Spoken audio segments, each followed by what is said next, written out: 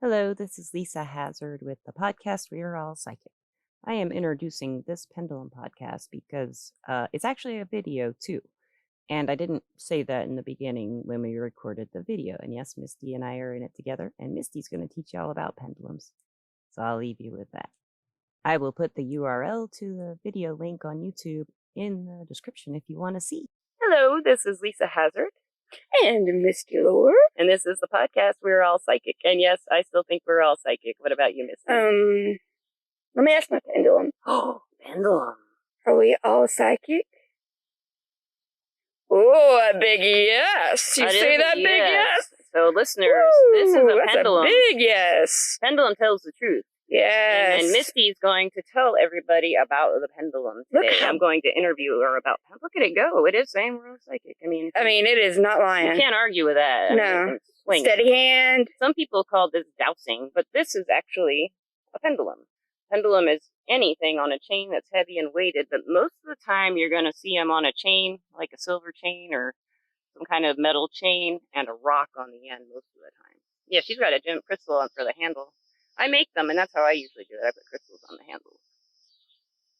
Yes, and this one right here is definitely mine. I came across it, and it's got all of each stones of the Reiki stones. Chakra, Reiki. The chakra, stones. Yeah. And so it went crazy when I picked it up at the store. Like crazy, didn't you? You're going to do it again? There you go. Showing out for us. Look at my steady hand. I'm not moving it. So in my case, I can't really use a pendulum too well because see if you can see it in the video. You've heard me if you listen to the podcast. I complain about my tremor quite a bit. I don't use them very well, and when I do, I'll get into that later. Because Misty, like, what would you advise? Like, explain what your experience has been with your pendulum and what you learned. When I first started with it, I had to read a little bit about it, and my first thought was, I think that we all use the pendulums in different ways, and the first example that I thought of is like, have you ever looked at a pregnant woman and got that string and did that test to see if it was a boy or a girl? I've heard of it, though. A lot of people have out there. And that's basically using a pendulum to ask a question to get the answer. Yeah, okay. And so I thought, people use this whether they believe in it or not, Yeah. And they have since, the Egyptian times. They used, it was called dowsing then. And they used it to find water. They used it to find land that was good for them to grow crops on. They used it for just about everything, and it never steered them, wrong, which I thought was cool. I mean, imagine using a pendulum, to find water. You know, how easy that would be, oh, this is not it, or this is not it, or this is water. And so they used it back then. And it's still used today, and it's just really, really cool. I guess when you first decide that you want to get one, you definitely want to get one that, your energy, is active with. And, when you do it, you can do it with your right or your left hand. I've read both. Some say do it with your right hand because that's your, stronger hand. Some say do it with your left hand because that is that uses your right side of the brain and makes it more active. But I have found personally that I like to do it on my right hand because I'm just more comfortable with my right hand. And either way, it goes crazy. But the first thing that you want to do when you pick it out, look at this thing. Oh, it is a divination tool, by the way. Yes, You've never heard of it. You're divining things, where you're finding answers you don't know. Yes. Hopefully. Or maybe you do, and it's in your subconscious. Yes. You're psychic. And maybe that's why it moves. Who knows? Tool. Yeah. It's agreeing with us. But anyway, pick it up and get comfortable and try not to let, you've got to try to keep a steady hand, which I am, and it'll start moving crazy or it won't. And if you pick that sucker up and it starts moving like this, then I would say that is your pendulum. And after you get it, you can bring it home and you can sage it if you would like to get any negativity out of it, or you can put it in the sunlight and energize it if you want to cleanse it. And then when you want to start using it to ask questions, you really want the pendulum with you to carry your energy to it. Maybe you should sleep with it, meditate with it. Just keep it near you and let your energies collide with each other.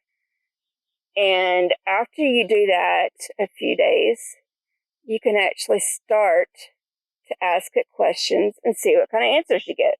Usually you're supposed to ask yes or no questions, right? From what I've heard. Yes. Because, I mean, come on, people. You can't really get a detailed answer out of a... Maybe. I don't know. But this swing means A. Yeah. This swing means B. You know what? And I am reading into that, too. Well, some people use them on keyboards. They do. Yeah. There's many different diagrams that are out there, and you can get even more detailed with it. I haven't gotten that far yet, but it's going to be fun when I do. So anyway, the first thing that you want to do is clear your mind. You want to be, very calm. You want to be very patient. You don't want to be in a bad mood or have any negative energy in you, because it's just not going to work as well. So maybe right before bedtime when you're calm, or, like I said, when you're meditating right after you get done, that would be a good time to do it. But whenever you're relaxed, the first thing that you want to do is you want to ask it a question, and ask it, which way is yes, which way is no, and which way is I don't know. 3 questions. So let's see. All right, so I have my pendulum, and I'm going to ask it, if everybody can see it, all right? All right, pendulum, which way is yes? Look at it go back and forth. You think that's a yes, Lisa? I guess so. I've heard a different way to do this, but that looks like a yes. All right. Can you stop for me? Can you tell me no? Oh, it's going front and back, isn't it? Yep. Your hand's not moving. Nope. Watch. It is showing off. Yeah, it is. All right, stop. And how about I don't know? You show off for us. Yeah, you are. Yeah, there you go. And it's going in a circle, if you can see it there. A big circle. I'm telling you, this one has lots of high energy in it. Yeah, it does. So the way I had learned how to do this was to ask it a yes or no question that I know the answer to. Yes. So I was it was my name, Lisa, and if it did it, whatever way it swung, right, would be the way that would be yes, because my name is Lisa. Oh, it is. It is. I said it in the beginning of the podcast. She did. She did. I heard her. So then if you want your no, then it's my name, Misty, and it would swing some other way. Mm-hmm. And you would do that for several days until it was consistent with your yes and no's and maybes, or not. There's not so much maybe, it's ask another way is kind of what I would guess. Right. And, I've read different things about it. Really, I don't think anybody has the answers. I think that you will know when you have your pendulum what the yes or no is. But you do need to distinguish it, so you can get the right answers. And I've always had it for yes, go side to side, and no, it always went, straight. And then I don't know was big circles. So Lisa, do you want to ask it a question? Yes. Does it have a name? Do people name their pendulum? You know what? We should name it. Okay. Is your name George? It was the first name that popped into my head. Well, I guess it is now. George. It said yes. George. George. Is your name He likes Johnny? that name. Does he like Johnny? No, I think George is... I think he likes George. Well, he likes Johnny, too. He likes his casual names. It's like... And look how steady my hand is. I am not moving this sucker. All right, George. His name's George Johnny, or Johnny George. I like Johnny George, personally. I think that's kind of catchy. He's like a rock star pendulum. Yes! And he is pretty flamboyant. Yes! So. I like it. Johnny George. So, Johnny George, I'll ask you a question. JG. will the listeners realize this is a video podcast, even though I didn't say so in the beginning of the podcast? Oh, I'm already getting a no.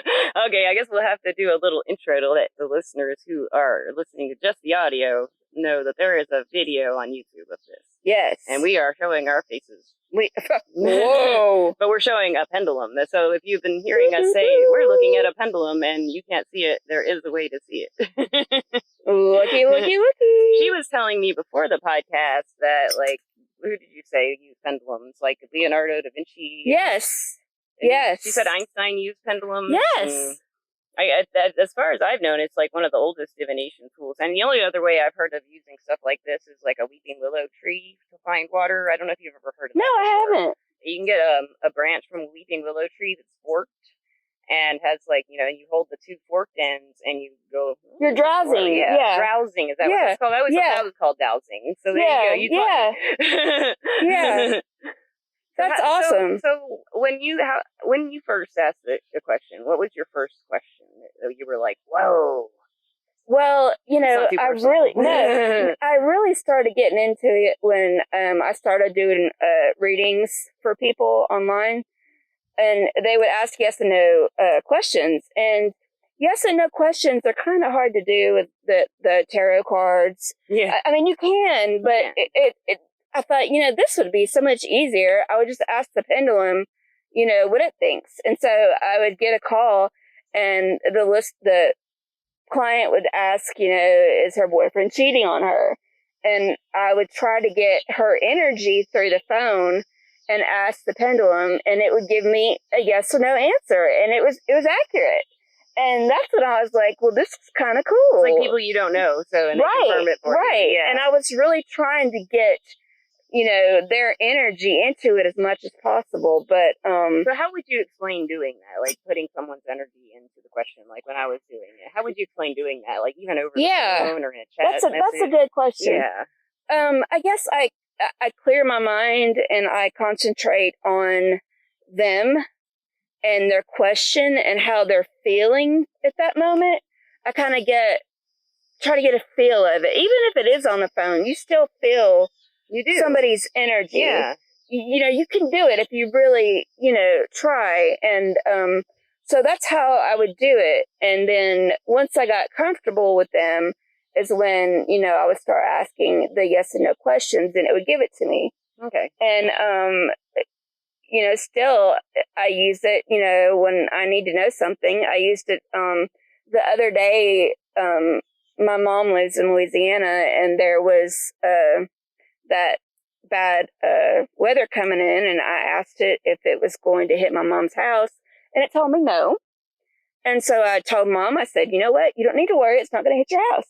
And then she said, well, is it going to affect my flight? And I did my pendulum, and it said no. And guess what?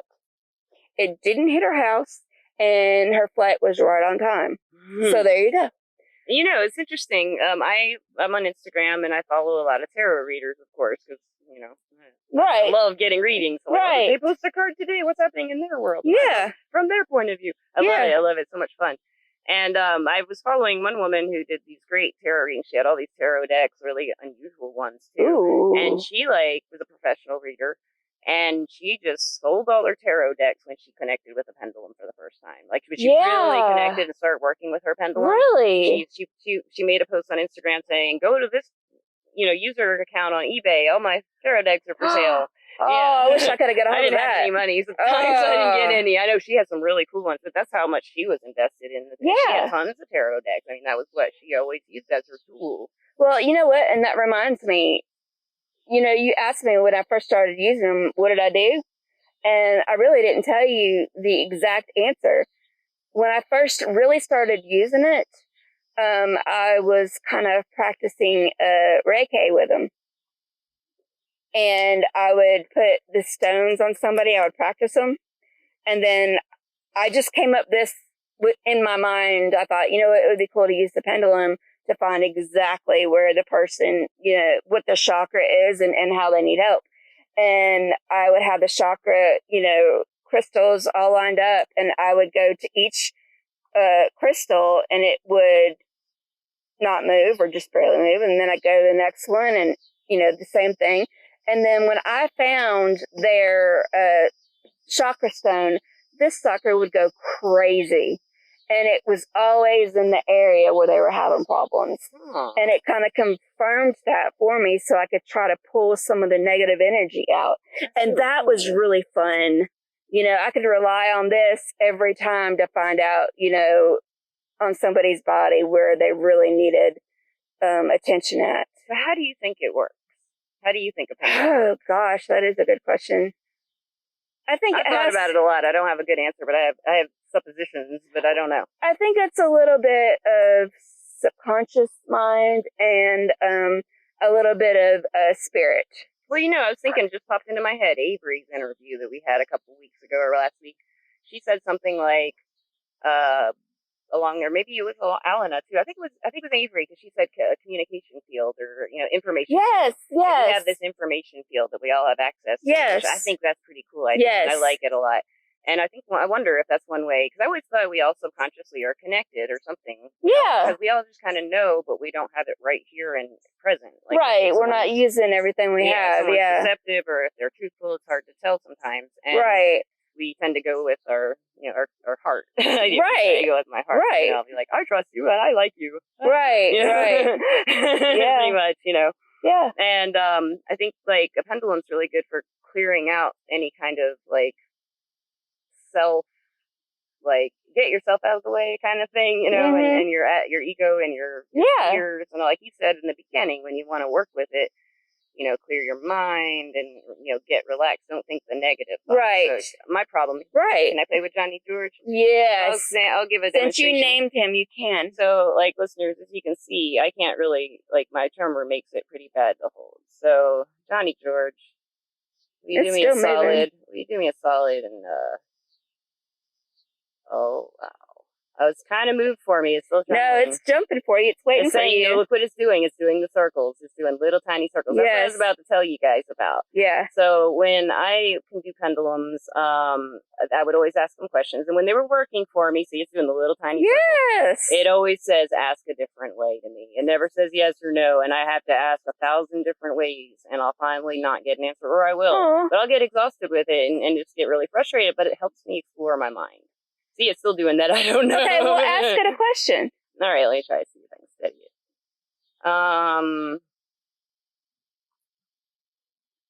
I don't know what to ask it. Let me think. I asked it a question in my head. Okay. It said yes. Okay. Okay, that's good. That's good for me, guys. I need to tell you what I asked. She's a believer, folks. I think this thing is wonderful. Look at it. It's going crazy on you. Yeah. She's going to take it from me now. So, is there anything else you wanted to tell the listeners about your pendulum or any of your experiences? Or I've also read that you can use pendulums in like everyday life for guidance, making sure that you're on the right path in life.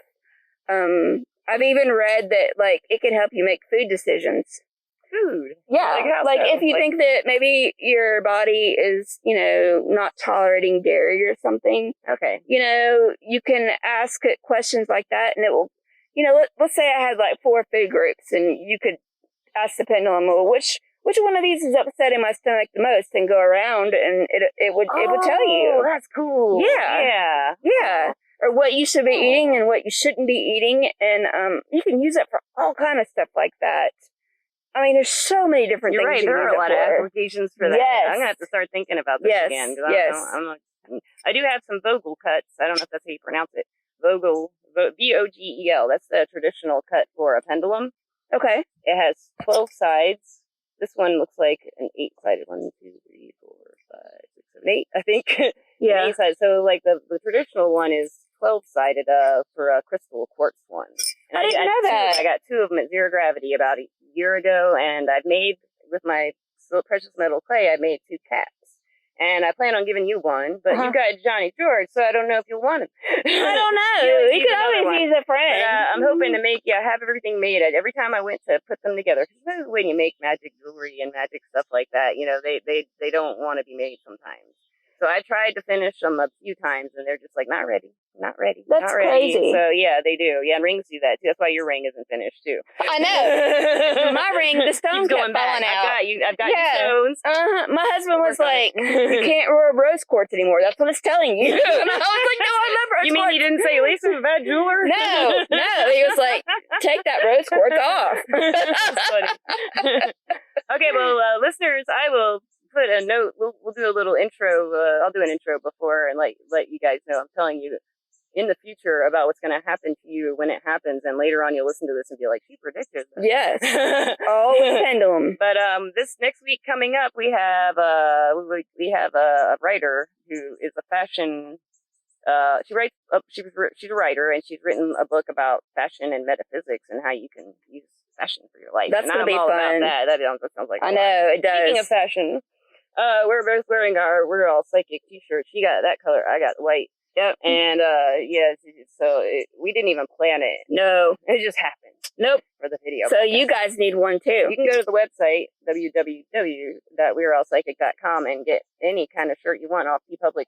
And you can also get one of ours. If you go to the place where it says merchandise on TeePublic, click it and click through to Hazardous Art above the picture.